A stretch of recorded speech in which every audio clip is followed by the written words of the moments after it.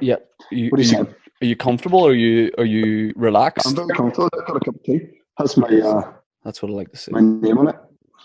Do you know what's right? This is mental. I had Eamon Holmes on the podcast last week, Did you? and he has Mm-hmm. exactly the same mug as you, right, with his Says name on Jamie. it. So, Yeah. what are these mugs given out to Northern Irish celebrities, and why did I Um. not get one? Well, you're not. There's a like a game. You know, there's just different levels, and you're not at that kind of level yet. You think I'm still playing Locally the made demo? up in locally made up in Antrim, and they send them out as soon as they feel you're worthy. Basically, Who has them? You, Holmes, Frank Mitchell, me, Mary Peters. Winker Watson. Oh, Winker definitely has one. Mary Peters has loads of collection, big collection of them, and um, What's your lockdown situation? You in England at the minute, sort of in the countryside? I'm in the countryside. We were had the whole family in New York.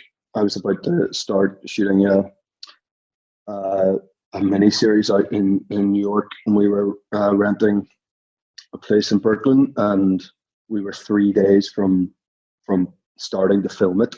We'd been there for 3 weeks, rehearsals and all the pre-production stuff. And so yeah, 3 days before this all happened, we got locked. We got shut down after a couple of days.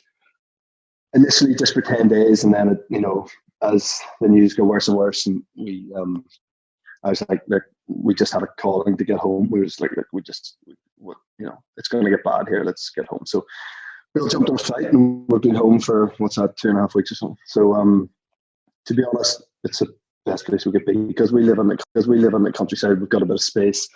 The kids can run around a bit, not losing their minds. We're homeschooling them. I've actually just done PE, just taken the PE class. The first day, I was much more.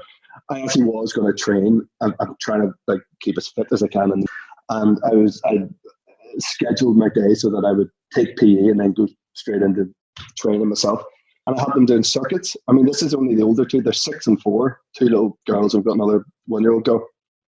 And I had them doing circuits. Now, it wasn't that tough, I didn't think. I started on the trampoline. I run around this thing and then kick the rugby ball, chase after, and then eventually throw the ball in a bucket, and then get the rest, and then start again. And they did it twice, and they were literally on their backs, absolutely knackered. And I was going, guys, we've got 5 more to go here. And they're going, no, Danny, I don't want to. I don't want to do it. So then your fatherhood. What's a tip you wish you'd had once you were in it? You're like, I wish somebody had told me this. I'm a real prophet of good news with it. I kind of wish more people would tell me how good it is. Because so many people, as soon as you or your wife say you're expecting, they go, oh, they sort of feign that they're pleased for you first. They'll be like, oh, that's great. Listen, say goodbye to sleep, or yeah, I've had that a lot. That's your freedom gone. I mean, most people, that's their response. That's just harsh. By the way, a lot of that's true. But the thing we are best at as human beings is adapting, and you just go with it. That becomes your new normal. There's some of those cycles are really bad, and then some of them are really good. And but essentially, it's an amazing thing. It's what we're here to do. I think that's why we're here, probably. In the greater sort of scheme of things. We're here to bring children into the world and to make mountain boys. Well, am I right? And make mountain boys there. That's it. That's when you really break it down. And actually, to be honest, this sort of self-isolation thing has brought that home even more. Now, some people are going to be really struggling. I'm totally understanding of that. And I'm very lucky that we have space and a garden and room for them to run around. A lot of people don't have that at this time. And small kids must be a nightmare. I'm not closed off to that.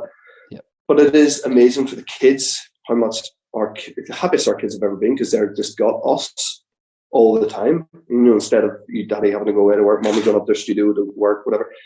They've got our undivided attention. Yeah. And Yep. And for them, that's all they want. So it's unbelievable. It's made me appreciate it even more, all this, you know. I'll still be delighted when they go back to school, you know, but it's sign them up for every after school clubs. Listen, you're going to Japanese here and swimming. Never say it again. Especially now, a 6-year-old was asking me like big questions about death and does God exist and all this sort of stuff, and I'm like, you know, they're tough questions. You're like, less questions, more throwing ropey balls into buckets. All right. Exactly. I'm like, it's the best advice I was given since I've been a father. So this isn't that helpful for you at this stage, but it's a producer out in LA that I've worked with a few times.